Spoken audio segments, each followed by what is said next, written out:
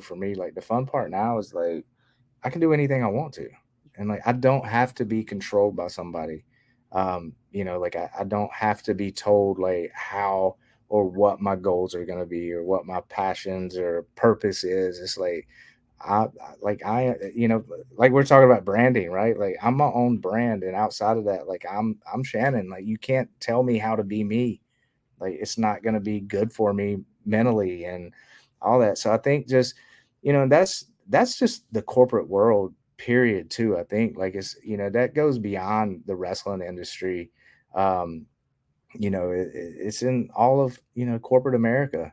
You look at people that work in the stock industry or on the stock market. It's in New York City, or no matter what it is, whether like you said, whether we're in a boutique store, we're on the road 300 days a year.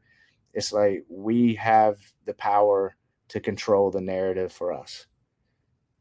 Yeah, Are like we an willing? Yeah, are we willing to do it? And it's like, we both have work ethic. I know you do, and I have a work ethic that I'll try to outwork anybody in the room. And if I have something that I want to do and I want to accomplish, I'm gonna put the work in, like no matter what it takes, because I'm healthy enough to do it.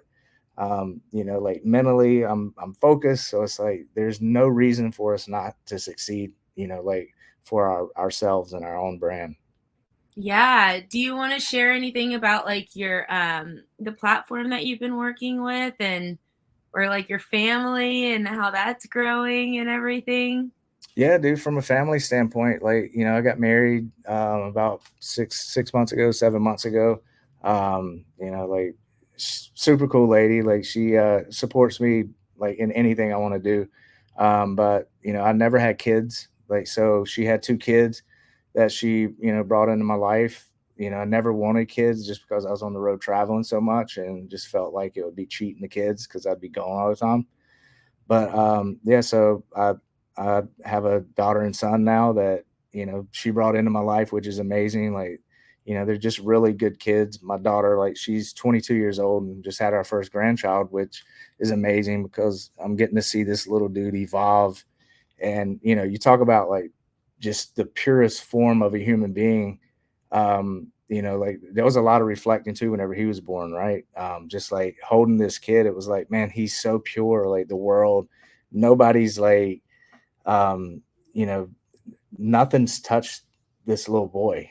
Like of the purest form. Like he has no clue, like what this world is all about or nothing. And I was just sitting there and like I had this reflection of, like my life and everything that I'd been through, and, the challenges, the good things, the bad things, and all this stuff. Like, 44 years of just craziness. And I'm just looking at this kid going, man, like he hasn't experienced none of this. And I hope to God, like, the bad stuff that I've been through, like he never has to do it. So just kind of put a new perception on, just kind of life for me.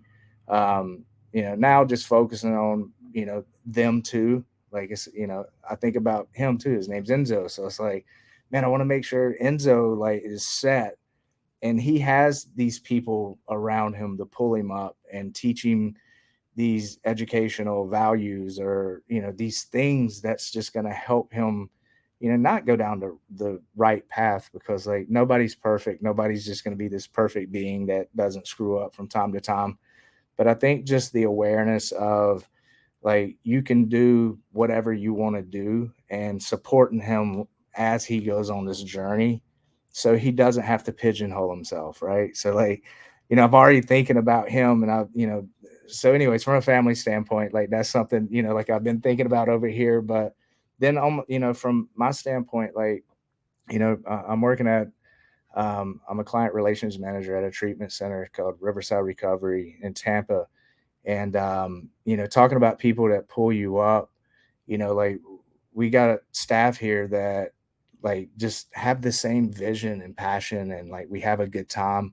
And it's like the locker room, like we'd have those group of people that really kept us like up and going. Our friends or close friends that we had on the road. And I found that here. So like we got a really, it's family. And our mission is to help people. So like what a better mission than to go through the day trying to help somebody tap into potential they never tapped into before, right? Yeah. Or get over a substance issue or anything like that. And this recovery industry that I've been working in, like, you know, there's been all these connections because I never in a million years thought I would end up in any kind of industry like this. You know, obviously, like everybody knows, I went through treatment myself, and out of that, like I found this passion and this desire to like pull people up, right? And it's like, man, Mhm. like, you know, there's a lot of brilliant people that were in, you know, whatever I went through the treatment process that were in treatment with me. And I'm like, dude, there's something to this because like you meet some of the smartest people in this industry that, you know, like I've ever met before. And now, so like I'm working on all these little avenues like in the recovery industry now. We got a show, a TV show that we've been filming for about a year now called Night of Recovery. Um, we're taking it around the country live and we're filming these shows. You know, there's one episode up on Prime now, Amazon Prime, and we're slowly like rolling this thing out. We're getting ready to hit Tampa with a big tour, you know, with a bunch of amazing guests, like some people from, you know, the wrestling industry that's going to be part of it. You know, we're looking outside, like, you know, we would love to bring people into it. You know, obviously like Jelly Roll, right? Like you have this. Yeah. He just spoke in front of Congress about, you know, like fentanyl Yeah, and and he made a overdoses. phenomenal speech, Yeah, right? just amazing. So Phenomenal. like, you know, the entertainment world now, I feel like there's this shift in the entertainment world where, you know, like people are finally like trying to help others. It's not just all about them because like I feel like the entertainment world went through this, I don't know, this era of where it was like how much can you get and how much can you take from the world, and like, oh, I've got a gazillion dollars and I have 13 homes and yachts and this and that and the other, look at me. But it's cool to see, you know, entertainers like Jelly Roll or, you know, like people actually out there, like they could care less about the money and they're trying to save lives and trying to make a difference in the world. So like that's our mission with this whole TV show thing, is to, you know, like do that, is go out there, let people know, like no matter if it's mental illness, substance, you know, abuse, um, you know, like I don't care like what it is, like there's help out there to get people on the other side and to have hope, like that they can overcome whatever it is that they're struggling with. And that's anything, because I don't think there's enough of that. So yeah, we're gonna bring that tour through Tampa, hopefully, a few stops in Florida, and film it for, you know, hopefully a future Netflix show that we're going to edit it down and hopefully put it on Netflix. But right now it's going to be on Prime and a few other platforms. So got that going on. I think March I'm meeting about hopefully opening my next tattoo shop here in Tampa, which I'm hoping to have that open by the end of the summer. If that's the case, then yeah, just a lot of exciting stuff, man. Like life's good. I can't, you know, I'm open to anything that comes at me. It's like I'm so busy now, you know, like we're talking about time's valuable. And like I just, you know, I'm up at 4 a.m., 4:30 a.m. and I'm, you know, I go to bed, you know, 9:45, 10 o'clock. But Yeah. it's like for that whole time, it's like everybody's like, man, what video games do you play or what TV shows do you watch? And it's like, I don't. Like, when do you have time to do that? Because like I stay so busy, like, you know, building that brand, right? Or whatever, or that footprint or that legacy. It's like I finally realized like what that is. And now like I just don't want to waste no time. I just want to be after it every minute. I love it. And it's like, you keep saying like the word legacy, or, usually on our community, we call the words terms when we kind of Yeah. talk about them.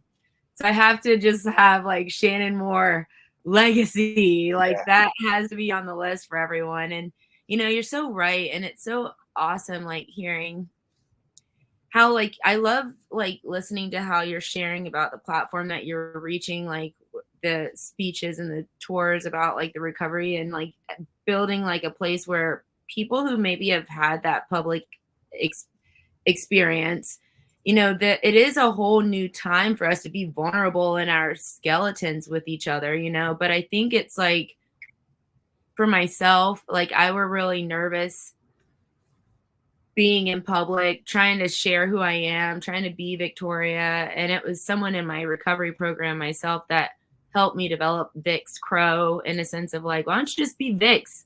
You don't have to be anything.